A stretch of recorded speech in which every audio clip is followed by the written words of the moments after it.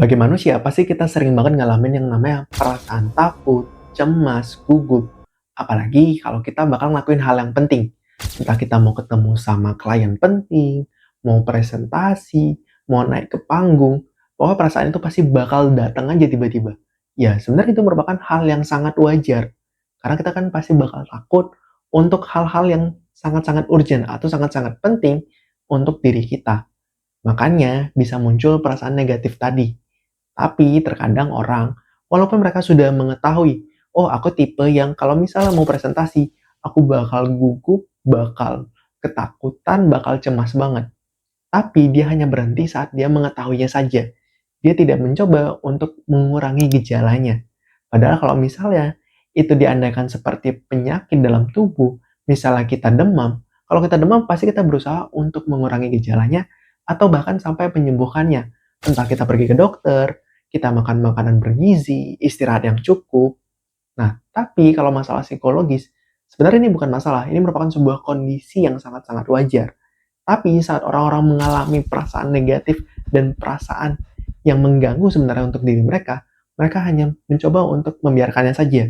Padahal kita bisa menguranginya menggunakan teknik relaksasi. Dan dalam video ini aku mau ngajarin yang namanya teknik relaksasi yang sangat sederhana. Jadi kalian tidak perlu alat, tidak perlu biaya, hanya menggunakan tubuh kalian. Dan kalian bisa melakukannya di mana saja. Jadi ini merupakan teknik relaksasi yang sangat simpel. Selamat datang di channel ini, kembali dengan narasumber kalian, Diva Adiaksa. Jadi dalam video ini aku mau ngajarin dua teknik. Teknik yang pertama adalah deep breathing. Seperti namanya, artinya kita akan bernafas dengan dalam. Ini merupakan sebuah teknik yang sangat-sangat umum. Pasti sangat sering kita lihat di film-film. Sering banget karakter utamanya mungkin sedang ngalamin kecemasan, dia sedang gugup, jadinya nafasnya nggak stabil, atau dia bernafas dengan cepat. Sehingga dia nggak bisa ngapa-ngapain. Terus nanti bakal ada karakter lainnya datang untuk menenangkan dirinya dengan mengingatkan bernafas dengan dalam, kontrol pernafasanmu, dan akhirnya karakter utamanya bisa tenang kembali dan akhirnya bisa beraktivitas kembali. Dan memang tekniknya memang sesederhana itu saja. Tapi ini sebenarnya juga sangat efektif. Kenapa? Karena kalau kita tidak bisa mengatur nafas kita dengan baik, udara yang masuk ke dalam tubuh kita juga tidak sempurna. Sama seperti kita memompa ban. Kalau kita memompa bannya cepat-cepat, pasti bakal lebih lama untuk bannya terisi penuh. Tapi kalau kita memompa secara perlahan dan dalam, itu pasti buat bannya lebih mudah untuk penuh. Makanya teknik deep breathing ini sangat sederhana dan sangat-sangat bisa dibilang efektif untuk beberapa orang, termasuk diriku sendiri. Jadi untuk penggunaan tekniknya sangat sederhana. Tapi yang pasti adalah jauhin gadget kalian, jauhin hal-hal yang akan mendistraksi kalian. Karena seperti namanya, ini sebuah teknik relaksasi untuk membuat kalian jadi rileks. Dan gadget terkadang membuat kita menjadi tidak rileks. Makanya sangat penting untuk menjauhkan gadget kalian. Dan saat melakukan deep breathing, aku sangat menyarankan untuk memejamkan mata kalian atau menutup mata kalian. Jadi kalian tutup mata kalian, kemudian tarik nafas kalian, kemudian hembuskan. Tapi saat kalian tarik nafas, aku pribadi aku lebih memilih saat menarik nafas aku berbarengan dengan perutku aku kembungkan. Jadi tarik nafas, perutku juga ikut mengembung. Baru kemudian kalian hembuskan nafas kalian kembali. Lakukan saja dengan perlahan-lahan. Dan aku pribadi, saat melakukan deep breathing ini biasanya aku sambil membayangkan. Saat menarik nafas, aku membayangkan udara sekitarku masuk ke dalam tubuhku, dan saat menghembuskannya, aku juga membayangkan udara yang sudah masuk ke dalam tubuhku keluar kembali. Dan kalian perlu melakukannya beberapa kali, dan pastikan dalam keadaan ruangan yang tenang. Tapi kalau kalian dalam keadaan ruangan yang bising, mungkin kalian lagi di luar, ya udah kalian fokus dengan diri kalian. Kalian fokuskan pendengaran kalian pada diri kalian.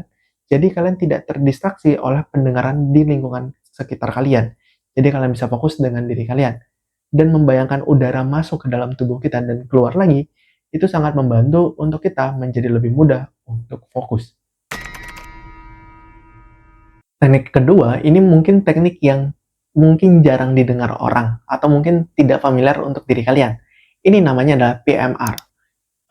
Aku tidak tahu cara baca singkatannya, tapi intinya adalah Progressive Muscle Relaxation. Jadi intinya membuat otot kita yang tegang menjadi rileks. Dan menggunakan teknik ini sangat sederhana. Secara konsep sebenarnya mirip seperti penggunaan stress ball. Kalian tahu kan stress ball? Stress ball itu merupakan sebuah bola kecil yang bisa kita genggam sekuat-kuatnya. Biasa sih saat orang mengalami perasaan stres, dia bakal menggenggam bola itu dengan begitu kuat dan akhirnya melepaskannya kembali. Itu membuat kita memang lebih rileks. Kenapa? Karena kita tahu sendiri, tubuh kita nggak mungkin bisa rileks dalam waktu yang bersamaan saat kita tegang juga. Makanya kita menegangkan dulu, baru akhirnya melepaskan kembali. Jadi sehabis tegang, kita bakal rileks. Tapi kan kalau stress ball itu hanya menggunakan tangan saja. Jadi sebatas pada tangan saja. Tapi kalau progressive muscle relaxation ini atau PMR ini berfokusnya pada seluruh tubuh kita. Jadi dari atas kepala ke bawah kaki semuanya dibuat tegang dan kemudian dibuat rileks. Jadi kalau misal menggunakan tangan, kalian sekedar genggam tangan kalian sekuat-kuatnya, kemudian baru dilepaskan kembali dengan perlahan. Itu akan membuat otot tangan kalian yang tegang akan menjadi rileks kembali saat kalian melepaskan genggaman kalian. Kalau di kepala, biasanya aku menggunakan sekedar mengerutkan dahiku. Jadi aku giniin aja, tapi dibuat sekencang mungkin, baru nanti dilepaskan secara perlahan. Tangan dan muka dilakukan bersama-sama. Kalau kalian bisa mengencangkan otot bahu, kencangin juga otot bahu kalian. Lakukan secara bersamaan. Kemudian baru kalian sudah berbarengan, baru dilepaskan kembali secara perlahan. Kalau aku pribadi, mengalami kesulitan dengan otot kaki, karena aku rasanya sulit untuk menegangkannya. Tapi kalau untuk bagian atas, aku lebih mudah untuk menegangkannya. Tapi, sebenarnya teknik ini bisa digabungkan dengan teknik sebelumnya, yaitu deep breathing. Jadi, kalian tarik nafas kalian kembali.